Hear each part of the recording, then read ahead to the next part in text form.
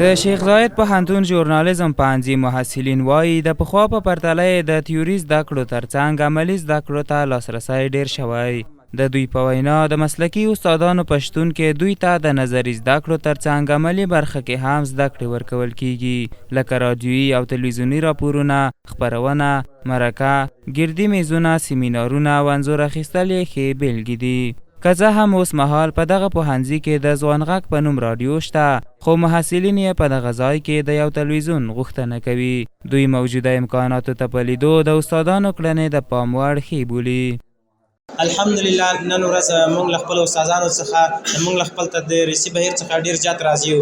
په دې معنا چې موږ ته پوره ډول باندې عملي کار ساحو ته هم ځو او عملي پروژې هم لرو، نو په هغه باندې عملاً کار کوو. او استادان کوم چې پخوا ول هغه هماغه استادان اوس هم دي، اوس یې په هر څه کې ډېروالی زیات راغلی ده، زموږ ته توجه زیاته شوې ده.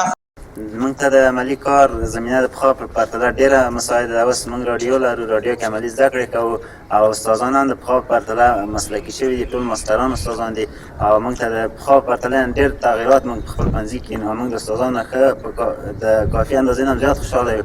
موږ ته عملي زده کړو زمینه برابروي، استادان موږ سره په صمیمانه فضا کې کومک کوي او دا غواړو یا دولت نه چې موږ ته په د تلویزیون په برخه کې موږ سره همکاري وکړي. موږ تلویزیون نه لرو چې اوس هم عملي کار پکې وکړو. پوښتنه دا ده چې موږ د تلویزیون سټوډیو تلویزیون نه لرو چې موږ که چیرې موږ په رادیو کې دومره کم کار په دومره کم هغه باندې ښه کار ترسره کړه مسایلو باندې، یعنې ډېر ښه پر مخ روان یو، نو که چیرې موږ ته تلویزیون سټوډیو جوړه سي نو دا به په ماسترانو سره لا مرسته وکړي.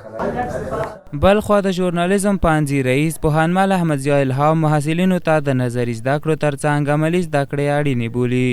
نوموړي ډاډ ورکړ چې د دوی لخوا به هر ډول همکارۍ وشي ترڅو محصلین په ښه توګه وکولی شي زده کړې وکړي. په ژورنالیزم کې د نظري زده کړو ترڅنګ که چیرې په عملي زده کړو ډېر فوکس ونه شي نو محصلان به هغسې پایلې ترلاسه نه کړی شي څه ډول چې موږ توقع لرو. نو زموږ هڅې دا دي چې په هر مضمون کې په عملي پروژو باندې ټینګار زیات شي او هر استاد ته مو دا سپارښتنه کړې ده چې د نظري زده کړو ترڅنګ په محصلانو باندې ګڼې عملي پروژې ترسره کړي. همدارنګه هغه زیاته کړه چې ژر تر ژره به د رادیو نشرات پیل او هڅه به یې دا وي چې د محصلینو لا ښه عملي کار لپاره د تلویزیون سټوډیو برابره کړي. موږ د رادیو د فعالیت لپاره هم د شمسیو پیشنهاد کړی و، خوشبختانه چې هغه شمسی خریداري شوي دي او په نږدې وخت کې به موږ سولري برېښنا ورته برابره کړو او رادیو به هم عملا نشرات فایل کړي او د دې ترڅنګ د پوهنتون داخل کې د تلویزیوني خپرونو لپاره هم یوه سټوډیو ده، که څه هم ډېره پروفیشنل نه ده جوړه شوې خو څه نه څه د عملي زده کړو دپاره مناسبه ده او کار ورترې اخیستل کېږي.